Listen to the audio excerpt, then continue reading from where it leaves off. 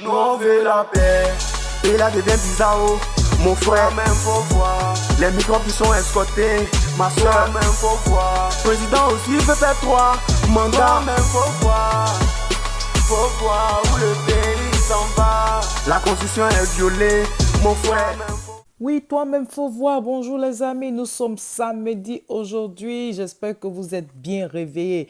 Et oui, aujourd'hui, c'est un samedi exceptionnel. Pourquoi? Parce que les Ivoiriens vivant en France, surtout à Paris, auront la chance d'aller dire non, encore non au 3e mandat. C'est exceptionnel. Pourquoi? Parce que cette fois-ci, ils ont pu avoir l'adresse.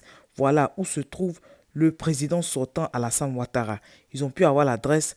Donc, la mobilisation est censée être forte aujourd'hui. Donc, je vais vous faire écouter le frère Isaac Kofi de la CEPAC TV. Il va vous donner les détails concernant le lieu de rassemblement et puis ce que chacun doit emmener pour le meeting. Donc, écoutez le frère Isaac Kofi et on se prend tout à l'heure. Lieu du rassemblement, 140 avenue Victor Hugo Draman Ouattara sur Paris. Voilà, il est venu rendre compte à son maître Emmanuel Macron. Il faut être nombreux là-bas pour manifester, bien sûr, notre mécontentement avec les pancartes et puis les photos de nos morts. Tout le monde avec son téléphone bien chargé, voilà, comme dit notre frère, bien chargé pour faire les directs. Tout le monde, on va inonder la toile. Et puis aussi, votre pancarte téléphone, 140 avenue Victor Hugo. Que Dieu vous garde. Voilà, et puis nous nous retrouvons demain, même fréquence. Merci encore pour votre fidélité à la CEPAC TV. Non, merci à toi, le frère Isaac. Merci à toi. Merci beaucoup pour ton combat. Il y a lieu de rappeler que le frère Isaac Kofi a aussi lancé une cagnotte. J'avais parlé de ça la dernière fois. Et oui, la cagnotte est toujours disponible parce qu'il a beaucoup de projets. Voilà, il a comme projet, par exemple, de créer une chaîne, voilà, une chaîne de télévision où tout le monde pourra intervenir et par exemple, tout ce qui se passe en ce moment, s'il y a des événements importants, les annonces seront passées là-bas directement. Voilà. Donc, c'est un projet très important et pour ce faire, il a besoin quand même de soutien. Voilà. La cagnotte aussi va servir pour tous nos blessés, tout ça, et les familles endeuillées. Vous comprenez? Donc, la liste est longue. Donc, n'hésitez pas à pouvoir contribuer à la cagnotte. Ok, donc nous allons passer maintenant du côté d'Anyama. Voilà. Et il est à lieu d'interpeller le maire d'Anyama parce que la population d'Anyama en ce moment-là souffre. Voilà, quand il pleut un peu, il y a inondation partout, le coin devient dégueulasse, les saletés roulent partout, ça coule partout, les gens ne savent même pas où marcher. Regardez l'eau. Regardez l'eau. Hein? Quand même. Moi, je ne comprends pas. Le maire d'Anyama, franchement, il faut faire quelque chose parce que c'est pas bon. C'est même pas bon. Mais... Et puis, à la période, en ce moment-là, où il y a les maladies bizarres là. Ça, c'est quel genre de saleté, ça? Moi, il ne sait pas. Quand même. Maire d'Anyama, il faut faire ton travail. Voilà. Il ne sait pas s'il y a problème en ce moment-là pour décaisser l'argent ou bien quoi. Je ne sais pas c'est quoi le problème. Mais en tout cas, il faut essayer de voir. Les cadres d'Anyama aussi. Les cadres d'Anyama. Essayez de vous organiser aussi pour aider le peuple. Voilà. C'est pas seulement le maire aussi qui a tout fait. Voilà. Il y a lieu d'interpeller aussi les jeunes. Vous voyez comme vous allez aussi nettoyer les saletés là. Pour ça aussi, vous avez besoin seulement des râteaux, des choses. C'est pas toujours tout aussi, les gens vont faire. Organisez-vous en coopérative pour essayer de nettoyer un peu le coin. Voilà. Si vous avez des projets aussi pour essayer d'améliorer, voilà, et l'environnement, essayez de déposer tout ça là chez le maire là-bas. Mais monsieur le maire, c'est votre responsabilité, c'est votre commune. Quand même, faites un effort. Ok, bon, on a fini avec ça. On passe maintenant du côté de, comment on appelle, du Golf Hotel à Abidjan, voilà. Eh bien, comme annoncé par Chris Yapi, il y a de cela déjà 2 jours là, il avait annoncé qu'il y avait des services secrets, des espions israéliens qui étaient là pour espionner, pour écouter le président Bédier, pour écouter plus ou moins les membres de l'opposition là. Voilà. Et donc, il avait donné le numéro des chambres, tout ça là, au Golf Hotel là-bas. Eh bien, Chris Yapi nous révèle déjà que les agents secrets là, ils ont fui. Ils ont fui le Golf Hotel là-bas. Ils ne sont plus là-bas. Ils ont quitté le coin. Dès que Chris Yapi avait fait son tweet pour expliquer et donner même le numéro des chambres, 201, 202, 203, 204, quoi. Dès qu'il a fini de donner tout ça là, ils ont fui. Ces gars ont fui. Les gars l'ont fui.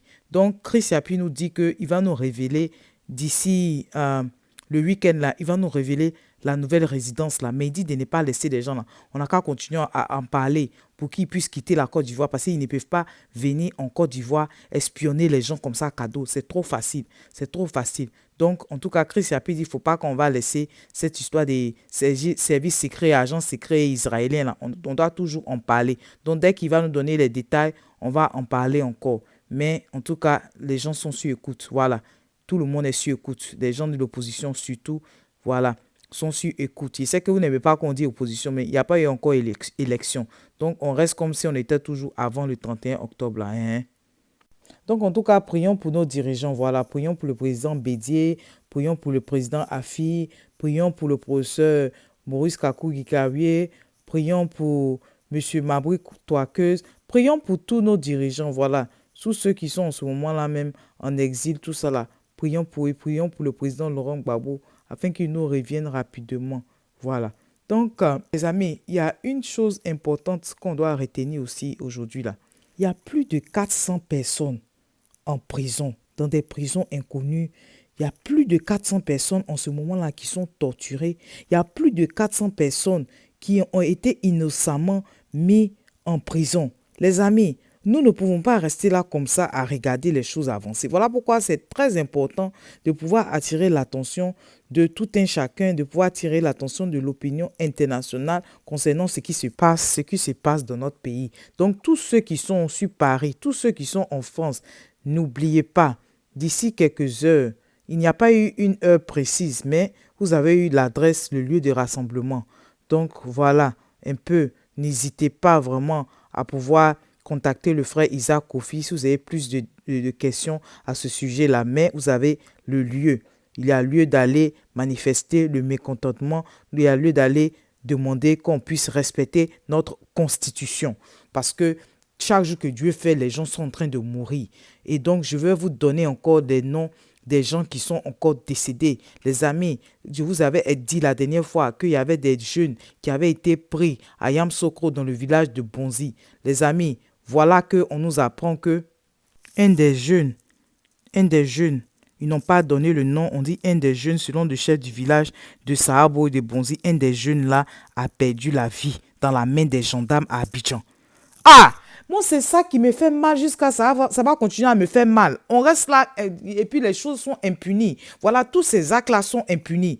Comment ils peuvent perdre la vie dans la main des gendarmes? C'est quelle torture on est en train d'infliger à nos jeunes?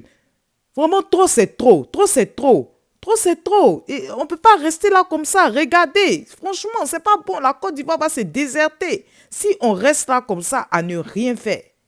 C'est quel pays où, si tu n'es pas du RHDP, on te menace? C'est quel pays où, si tu n'es pas du RHDP, pour avoir travail, c'est difficile? C'est quel pays où, quand tu n'es pas du RHDP, ta sécurité est menacée? Mais ça, c'est moi, je ne sais pas. Je ne comprends pas. C'est du jamais vu. Les amis, voilà encore l'annonce aussi de quelqu'un d'autre encore qui est décédé. Des amis, comme vous savez, là, depuis 2011, il y a des gens qui sont toujours en prison, il y a des gens qui sont toujours en exil. Et puis, leur cas, ça n'avance pas. Il y a des gens qui ont tout perdu, il y a des gens qui ont eu leur compte gelé, il y a des gens qui ont perdu leur maison. Donc, imaginez-vous comment les gens là sont en train de vivre en ce moment-là. C'est difficile. Voilà que le commandant Kipré Yagba, voilà, il est détenu depuis 2011 en prison. Là. Sa femme vient de décéder. Il est en prison, sa femme vient de décéder. C'est-à-dire 9 ans après, sa femme le quitte et il n'est même pas encore sorti de prison. C'est-à-dire que lui-même, il est encore en prison et sa femme le quitte.